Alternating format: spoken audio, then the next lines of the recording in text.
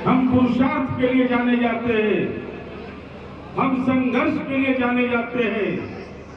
एक तरफ यह परिस्थिति है, दूसरी तरफ आदरणीय ललन बाबू ने यह इच्छा व्यक्त किया कि गांव-गांव जाने से बेहतर है विभिन्न गांवों के लोग, चाहे वो जहानाबाद विधानसभा के अथवा कुर्था विधानसभा के लोग हो, उनसे हम सीधा संवाद करके उनकी पीड़ा के साझीदार बने। और हमको इस बात के लिए गौरव है कि हम जिस व्यक्ति को मुंगेर की जनता ने सांसद बनाया और अगला सांसद बनना भी जिनका तय है, उन्होंने जो किया यह भी याद रखिएगा, क्योंकि नई पीढ़ी के नौजवान भूल जाते हैं, नहीं जानते हैं कि आदरणीय नीतीश कुमार जी के साथ कंधे से कंधे मिलाकर पूछो उन लोगों से मित्रों जो कांग्रेस के लोग हैं, 55 वर्ष तक कांग्रेस का राज चलाया, 15 वर्ष तक गलबहियां मिलाकर के पति पत्नी का राज चला, हमसे घृणा करते थे, लेकिन माननीय ललन बाबू के विरोध पर काफिला है और ललन सिंह के साथ जो हजारों लोग हैं और इसमें साफ आप देख सकते हैं किस तरीके से अभिनंदन किया जा रहा है। जहानाबाद में जेसीबी से जो है पुष्प वर्षा की जा रही है। परशुराम जयंती को माननीय ललन बाबू ने राजकीय समारोह घोषित करवाया। ये आत्मगौरव आपके लिए नहीं है क्या? यह आपके लिए आत्मगौरव नहीं है कि माननीय नीतीश कुमार जी के साथ रहकर हम बोलना नहीं चाहते नाम, क्योंकि आज महापुरुषों के नाम पर भी लोग चंदा बटोरने का काम करते हैं। स्वामी सहजानंद सरस्वती जो किसान आंदोलन के प्रणेता थे, यही कुर्था के इलाके में पंडित जगवंदन शर्मा जी के साथ उन्होंने भूमि संघर्ष किया था। स्वामी जी का किसी ने सम्मान नहीं किया। माननीय ललन बाबू ने माननीय नीतीश कुमार जी से अनुरोध किया और पहली बार आजादी के बाद अटल जी की सरकार में भारतीय कृषि अनुसंधान परिषद में जब नीतीश जी कृषि मंत्री थे, स्वामी सहजानंद सरस्वती पुरस्कार प्रारंभ करवाया। क्या यह गौरव नहीं है?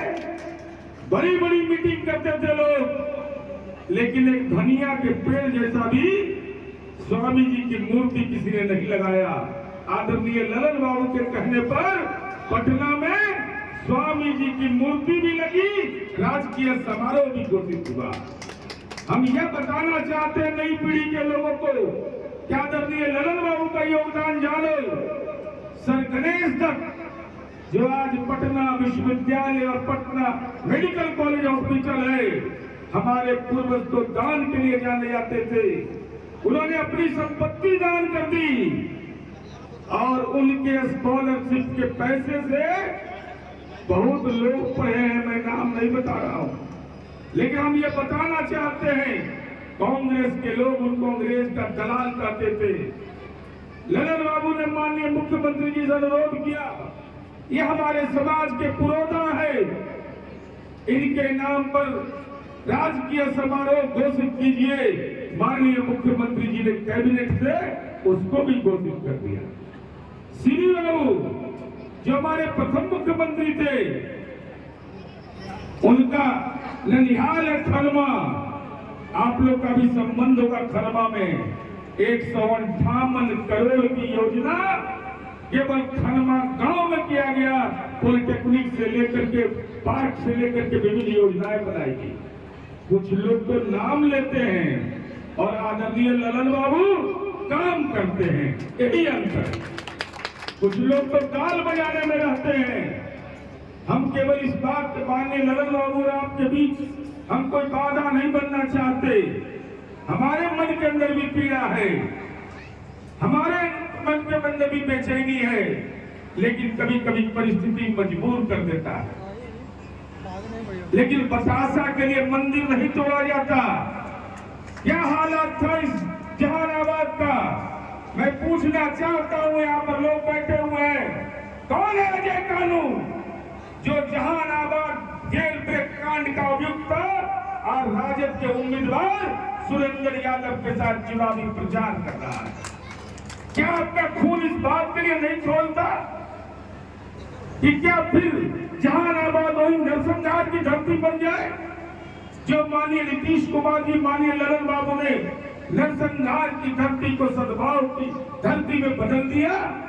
जरा हृदय पर हाथ रख के बोलिए, अब 2 बजे रात में निकलने में डर लगता है? कर राज में नीतीश ललन बाबू के राज में ना, कि सुरेंद्र यादव के राज में नहीं ना? सच ना। तो ये सब जो वोट बंटवा सब घूमेगा तो लाभ किसको पहुंचाएगा जी? किसको लाभ होगा? पर्दा उतार देंगे, पर्दा इन लोगों का। हमारे पास कागज पत्तर वाला हम आदमी है। क्या क्या नहीं इन लोगों ने किया समाज के साथ, कैसा कैसा छल करने का काम किया। लेकिन आदरणीय ललन बाबू यहाँ बैठे हुए हैं, कोई माई का लाल पैदा नहीं ले सकता है जो यह कह दे कि अपने समाज के लोगों के साथ उन्होंने कहीं छल किया है। उसको स्वाभिमान दिया है, ताकत दिया है, और उससे बड़ा पैमाना क्या हो सकता है? ये दस्तावेज है, दस्तावेज झूठ नहीं बोलता। ये माननीय सुरेंद्र यादव जी हैं, जिनके ऊपर कुल 9 मामला अभी दर्ज है, उनके एफिडेविट में आया है। अभी उनके एफिडेविट में जो इलेक्शन एफिडेविट आया है, और 2005 से 2024 के बीच संपत्ति 16 गुना बढ़ा। और अपराध, क्योंकि लालू राज में तो अपराध दर्ज नहीं होता था उसके खिलाफ, लेकिन यहाँ 9 गुना बढ़ गया। और क्या यह जहानाबाद के लोगों के लिए शर्मिंदगी का भाव नहीं पैदा होगा? मैं नहीं जानता कि न्यायपालिका ने इस संदर्भ में क्या किया है, लेकिन कोई जहानाबाद में गठबंधन का प्रत्याशी बने, उस पर उसको एक्ट के तहत मुकदमा दर्ज हो। इससे शर्मनाक बात कोई हो सकती है? किसी की बेटी और बहन हो, अगर इस संदर्भ में कोई मुकदमा कोई जनप्रतिनिधि पर दर्ज होता है, इससे बड़ा वो केवल उस पर कार्रवाई तो होती ही है, लेकिन उस क्षेत्र की जनता भी लज्जित होती है कि हमारा कैसा उम्मीदवार है। अपहरण कांड का फिरौती के लिए अपहरण होता था, मुकदमे का निष्पादन हुआ नहीं हुआ मैं नहीं जानता। अतुल अपहरण कांड का अभियुक्त, दंगे का अभियुक्त और महिला पर अभद्र टिप्पणी पर अदालत टिप्पणी करने के आदतन अपराधी है वो उम्मीदवार। डॉक्टर पर गोली चलाने का आरोप, एक जगह तो दे छनौटा एगो तिलकुटे वाला इलाज कर दिया गया सर। ये नीतीश कुमार जी ललन बाबू के कानून का राज, ये वैश्य समुदाय का व्यक्ति के अंदर में इतना हिम्मत हुआ जो मगध में अपनी गुंडागर्दी चरम पर पहुंचा दिया था, उसको दे छनौटा इलाज कर दिया। तो हम तो आपसे अनुरोध करने आए हैं कि क्या ऐसे उम्मीदवार की मदद करना परोक्ष या परोक्ष रूप से और सामाजिक हित के सवाल पर समाज के वैसे लोग जिम्मेदार माने जाते हैं जो अपने पुरखे का सम्मान करना जानता है, अपने बुजुर्गों का सम्मान करना जानता है, नई पीढ़ी को नई शिक्षा देकर नई ऊंचाई हासिल करना चाहता है। हम केवल आपसे यही अनुरोध करने आए हैं, ऐसा तीर चलाओ मित्रों, मन में पीड़ा रहे, उसका समाधान का रास्ता आदरणीय ललन बाबू बताएंगे। और जो इन्होंने किया है मैंने उसकी चर्चा आपके सामने कर दिया, लेकिन हम आपसे हाथ जोड़कर प्रार्थना करेंगे, तमाम मतभेद को भूल करके, मनभेद को भूल करके, उम्मीदवार नहीं महत्वपूर्ण होता है। अगर दिल के अंदर इच्छा है कि बिहार में कानून का राज रहे, बिहार के अंदर लंपटों की राजनीति नहीं हो, बिहार में विकास का काम हो, तो हम तो अनुरोध करेंगे। कभी सोचे थे जी कि घोसी के हुलासगंज में इंजीनियरिंग कॉलेज बन जाएगा? चरवाहा विद्यालय है 5 को, का नाम बता दो। 5 को चरवाहा विद्यालय जहानाबाद के पहचान था, आज इंजीनियरिंग की पढ़ाई हम करवा रहे हैं, मात्र 10 रुपया महीना में हिंदुस्तान में कहीं यह पढ़ाई नहीं होती है। तो उसको खोना चाहते हैं। अगर उसको खोना नहीं चाहते हैं तो हम आपसे यही अनुरोध करेंगे कि आपराधिक छवि का जो उम्मीदवार हो, जो जहानाबाद जेल से कांड के अभियुक्त के साथ चुनावी प्रचार में उतरा हो, वैसी ताकत को अगर हराना चाहते हो, एक ही रास्ता है, वो है माननीय नीतीश बाबू, माननीय ललन बाबू का तीर है।